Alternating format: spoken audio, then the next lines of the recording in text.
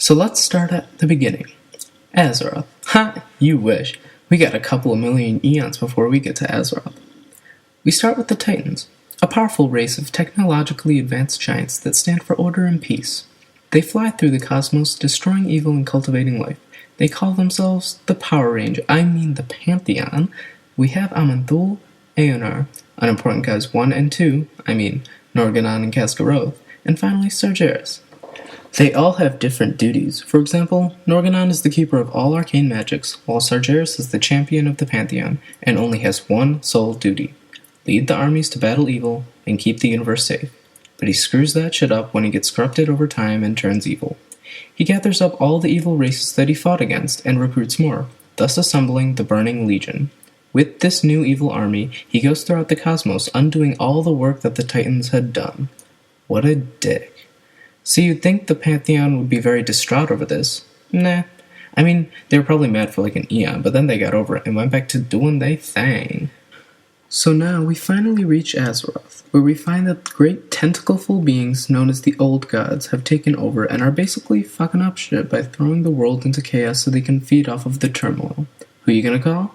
The Pantheon. So they fly in on the scene like, oh my god, life. I love life. OMG, me too.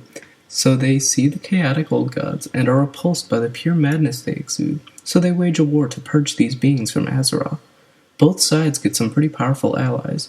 On the Old Gods side we have the 4 elemental lords, and on the Titans side we get the dragons, before aspects happened, but still they're pretty powerful. The Titans overpower the Old Gods and elemental lords and start locking them away. They take the 4 elemental lords and stuff them into the elemental plane, where they stay there forever. One of the Old God survivors is Cthulhu.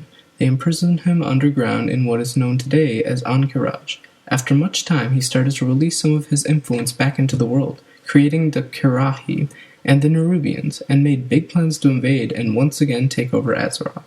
Another survivor, Yogg-Saron, was imprisoned deep within Ulduar, where he also released his influence, creating the Faceless Ones, and doing a whole bunch of other fucked up shit that involved lots of death. The last known survivor is N'Zoth, who is somewhere deep underwater, possibly near the Maelstrom. He also followed suit and started to do some crazy shit, like starting the Emerald Nightmare, corrupting Deathwing, and I think it could have been him that turned Lady Vash and her people into Naga. There's one known Old God fatality so far, Y'Shaarj, who is basically a 7-headed tentacle goat who resided on what is now Pandaria. The Titans managed to kill this fuckshit, but with his last dying breath, he exhaled pure corruption onto the land, embedding his power onto it, making it so whenever the chaos that he once fed on is present, his energy will spring forth, feed on it, and materialize into what we call Sha. Nowadays, we have any old average Joe killing Old Gods left and right. But doesn't this seem strange? How can we, mere mortals, manage to kill God? My theories are back during the War of the Titans. The Old Gods were at full power, and were pretty much at full strength and couldn't be killed. But after being imprisoned for such a long time, they grew weaker. Sure, they fed off the chaos in the world above, but it can't have been anything like the pre-Titan era, when Old Gods could move about the world, actually sowing the seeds of chaos and bathing in the madness they create. They must have been thriving, while now they starve and diminish in power. Or it could be that they're not really dead. I remember hearing a theory that Cthulhu pulled a Sargeras, what he did to Egwin, and his spirit or mind is still out there. So that could be a final escape mechanism for all Old Gods. But you probably have your own opinions on this. It really depends on how you think the battle between the Titans and Old Gods was actually won. Were the Titans simply not able to kill the Old Gods? Maybe some of the Old Gods couldn't be killed. Maybe they did leave them here as a test for mortal races of Azeroth, like a vaccine. They injected Azeroth with a half-dead virus, hoping that the body would fight it off. Which we did. So that's all I have, and I hope you enjoyed.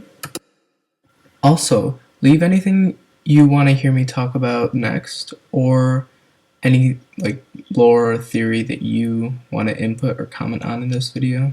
Leave me a comment below. Thanks for watching.